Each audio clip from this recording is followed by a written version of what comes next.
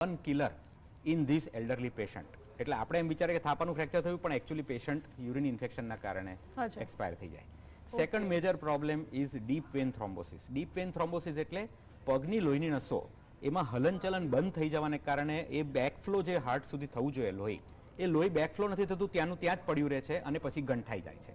તમને યાદ હશે કે આપણે લોંગ ફ્લાઇટમાં જતા હોઈએ તો આપણને એવું કહેવામાં આવે છે કે તમે પગના પંજાની કસરત કરતા રહો. એવું કેમ કહેવામાં આવે? કારણ કે એ બ્લડ જે પગની અંદર છે એને હાર્ટ સુધી પહોંચાડવા માટે પગના સ્નાયુનું વર્કિંગ બહુ જરૂરી છે. એ પગના સ્નાયુને પેરિફેરલ હાર્ટ કહેવાય. એટલે આ હૃદયનું જ કામ એ પગના સ્નાયુઓ કરતા હોય છે, બ્લડને પંપ કરવાનું. હવે જ્યારે પેશન્ટ ફ્રેક્ચર થઈને પથારીવશ થઈ જાય અને પગની હલનચલન સાવ બંધ થઈ જાય એટલે પગના સ્નાયુઓની અંદર જે લોહી ભેગું થયેલું હોય એ ગંઠાઈ જાય, એ ક્લોટ બને અને એ ક્લોટ પછી ત્યાંથી છૂટો પડીને હૃદયમાં જાય તો પેશન્ટને હાર્ટ એટેક જેવા સિમ્ટમ્સ આવે. એ ક્લોટ છૂટો પડીને ફેફસામાં જાય તો પેશન્ટને લંગ્સના પ્રોબ્લેમ થવા માટે વેન્ટિલેટરની જરૂર પડે. અને એ ક્લોટ છૂટો પડીને બ્રેઇનમાં જાય તો પેશન્ટને બ્રેઇન સ્ટ્રોક, બેભાન, ઓક્સિજન લેવલ એકદમ લો થઈ જાય એવી પરિસ્થિતિ થાય. એટલે આ ડીપ વેઇન થ્રોમ્બોસિસ અને એની સાથે થતું પલ્મોનરી એમ્બોલિઝમ એટલે ફેફસામાં ક્લોટ જામી જવો, આ નંબર 1 કિલર ઇન આઈસીયુ છે. ઇવન ઓપરેટેડ પેશન્ટમાં પણ અમારે આનું ખૂબ ધ્યાન રાખવું પડતું હોય છે. અમે લોહી પતલું કરવાના ઇન્જેક્શન, લોટ ઓફ લિક્વિડ્સ એટલે કે હાઇડ્રેશન, પાણી પ્રવાહી વધારે આપીએ જેથી કે લોહી પતલું રહે, આ વસ્તુનું ખૂબ ધ્યાન રાખતા હોય છે. એટલે આ સેકન્ડ મેજર કોમ્પ્લિકેશન છે.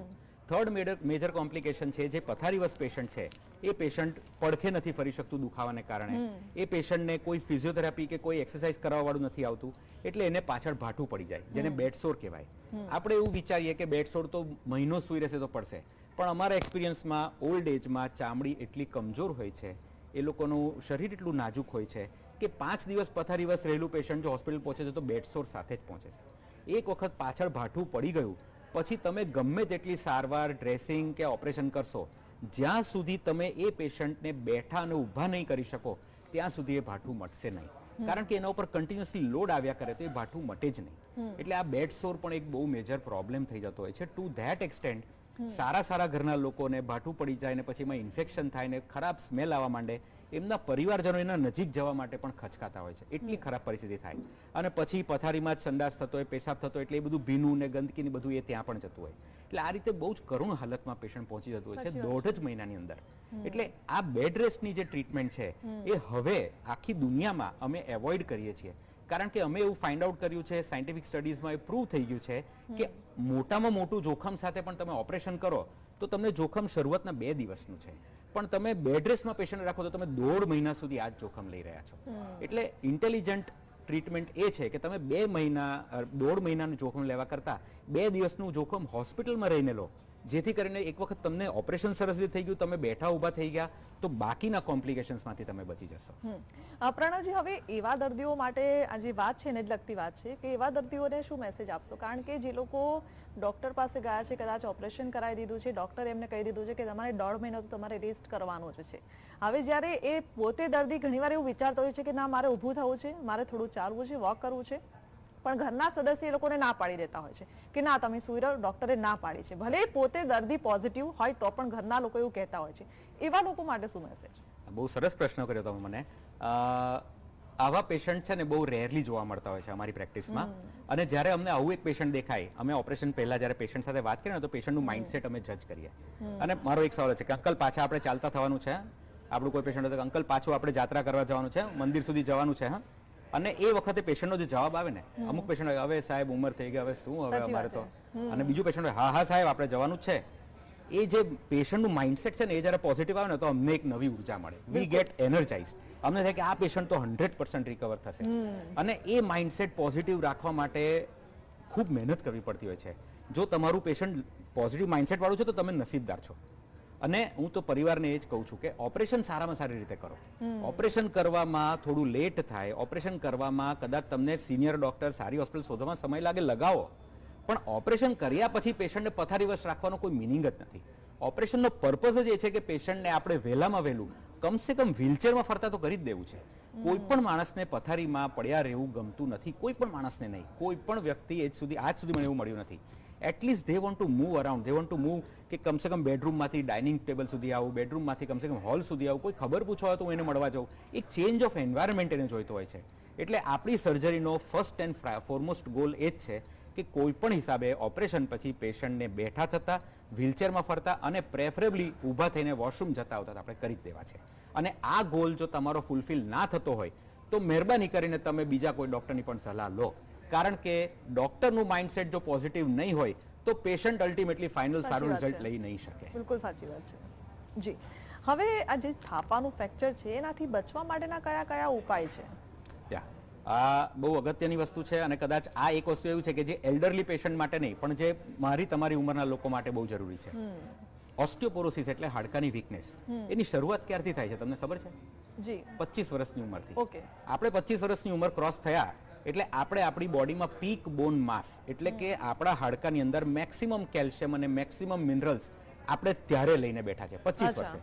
હવે 25 વર્ષથી આગળ એ ધીરે ધીરે ધીરે ધીરે કરતું ઓછું થતું જવાનું અને એ ઓછું થતું જશે એ રેટ કે કયા રેટ પર એ ડિક્લાઇન થશે એ આપણી એક્સરસાઇઝીસ, આપણા ડાયટ અને આપણી લાઇફસ્ટાઇલ પર ડિપેન્ડ કરે છે. એટલે અગર આપણે પ્રોપર એક્સરસાઇઝીસ કરતા હોય, આપણા ડાયટમાં દૂધ અને દૂધ જેવી વિટામિન ડી અને કેલ્શિયમ વાળી વસ્તુઓનો પ્રોપર આપણે આહાર લેતા હોઈએ અને આપણે જીમ, વોકિંગ, એક્સરસાઇઝ એ બધું કરતા હોઈએ તો આપણું પીક બોન માસ 25 વર્ષથી 45 વર્ષ સુધીમાં ફક્ત 10% ઓછું થશે. અને કોઈ વ્યક્તિ એવો હશે બેઠાડું જીવન હોય એનું, આલ્કોહોલ લેતા હોય, દારૂ પીતા હોય, ટોબેકો યુઝ કરતા હોય કોઈ પણ ફોર્મમાં, એક્સરસાઇઝ ના કરતા હોય તો એ લોકો 25 વર્ષથી 45 વર્ષમાં 50% બોન માસ ગુમાવી દેશે. સાચી વાત છે. હવે આપણે ત્યાં ઇન્ડિયામાં diet is the primary problem. આપણે ત્યાં ફિમેલ્સ ખાસ કરીને ઘરમાં બધાને જમાડ્યા પછી વધેલું જમે. દૂધ તો કદી પીવે જ નહીં, વધેલું દૂધ તો દીકરાને આપવાનું, દીકરીને આપવાનું, પોતે પીવે જ નહીં. અને પનીર છે, બટર છે, આ બધી વસ્તુ તો વાપરવાનો ઓલમોસ્ટ એ લોકો કે મારું વજન વધી જાય એમ કરીને એ લોકો નથી લેતા. એટલે એ લોકોને ખોરાકમાં વિટામિન ડી, કેલ્શિયમ મળતું જ નથી. એટલે આપણા જે ફિમેલ્સ છે એ લોકોએ સૌથી પહેલા ડાયટ હેબિટ એવી રાખવી જોઈએ કે lot of salads, milk and milk products, green vegetables અને ડ્રાય ફ્રૂટ્સ, આ વસ્તુ એ લોકોએ ખોરાકમાં વધારવું જોઈએ. એની સાથે સાથે પ્રોટીન. જો હાડકું એક ઇમારત છે તો એની અંદર ચણતરનું કામ કેલ્શિયમનું છે અને ઈંટનું કામ પ્રોટીનનું છે. એ બે ભેગા થઈને ઇમારત બનાવશે. તમારે પ્રોટીન નહીં હોય તો એકલી સિમેન્ટથી નહીં બને. એટલા માટે તમારું ડાયટ પણ એ રીતનું હોવું જોઈએ કે તમને એડિક્વેટ પ્રોટીન મળે, એડિક્વેટ વિટામિન ડી અને કેલ્શિયમ મળે તો તમે પીક બોન માસ અચીવ કરી શકો અને એને મેન્ટેન કરી શકો. હવે એક સિચ્યુએશન આવે છે જે 45 યર્સ પછી ફિમેલને મેનોપોઝ થાય.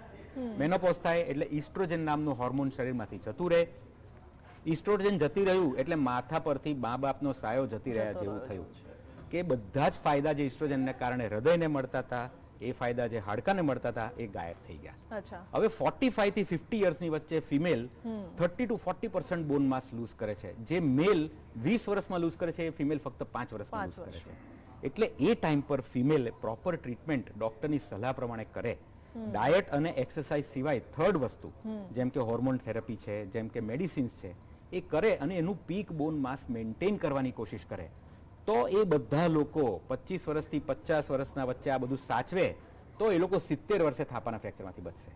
આ બહુ લોંગ ટર્મ પ્લાનિંગ છે. પણ આ પ્રમાણે વિચારીને જ દરેક વ્યક્તિએ જીવવું પડશે તો એ લોકો પોતે આ પ્રોબ્લેમમાંથી બચી શકે. પ્રણવજી, તમે મોનોપોઝની જે વાત કરી એને લગતો એક સવાલ છે કે જ્યારે મોનોપોઝની તમે વાત કરી પણ 45 પછી હાડકા જે નાજુક બની જતા હોય છે, પણ એ પહેલા જો આપણે વાત કરીએ તો હવે જનરેશન એવી થઈ ગઈ છે ને ફાસ્ટ જનરેશન છે, લાઈફ એટલી ફાસ્ટ થઈ ગઈ છે, ખાવા પીવાનું હવે રૂટીન પણ બદલાઈ ગયું છે.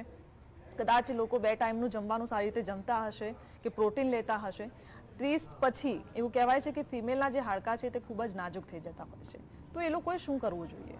જો અત્યારની લાઈફસ્ટાઈલમાં જે ફરક આવ્યો છે ને આપણામાં, એમાં ત્રણ મુખ્ય પ્રોબ્લેમ્સ છે. એક કે આપણે આઉટડોર એક્ટિવિટી ઓછી અને ઇન્ડોર એક્ટિવિટી વધારે થઈ ગઈ.